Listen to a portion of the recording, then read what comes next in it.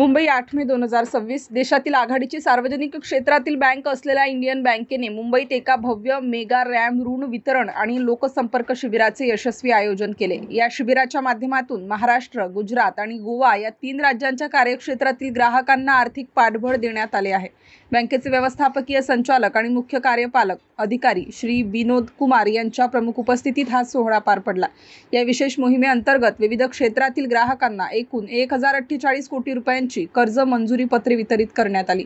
यामध्ये सर्वाधिक प्राधान्य MSME क्षेत्राला देण्यात आले असून उद्योजकांना सशक्त करण्यासाठी 634 कोटी रुपयांचा वाटा या क्षेत्रासाठी देण्यात आला आहे। तसेच रिटेल आणि कृषी क्षेत्रातील ग्राहकांच्या गरजा लक्षात घेऊन त्यांनाही मोठ्या प्रमाणात कर्ज मंजुरी पत्रे देण्यात आली। यावेळी उपस्थितांना संबोधित करताना श्री विनोद कुमार यांनी बँकेच्या ग्राहक केंद्रित धोरणावर भर दिला। ते म्हणाले की देशातील रोजगार निर्मिती आणि आर्थिक प्रगतीसाठी कृषी, MSME आणि रिटेल क्षेत्राला वेळेवर कर्ज पुरवठा करणे अत्यंत महत्त्वाचे आहे। त्यांनी या कार्यक्रमात प्रत्यक्ष आणि व्हर्च्युअल माध्यमातून उपस्थित असलेल्या ग्राहकांशी संवाद साधून त्यांचा विश्वास संपादन केला। या यशस्वी शिबिरामुळे वित्तीय वर्ष 2026-27 ची सुरुवात अत्यंत जोमाने झाली असून मुंबई क्षेत्रीय कार्यालयाने भविष्यातही अशाच प्रकारे उत्कृष्ट ग्राहक सेवा आणि व्यवसाय वाढीची परंपरा जपण्याची ग्वाही दिली आहे। जागृत महाराष्ट्र न्यूज, मुंबई।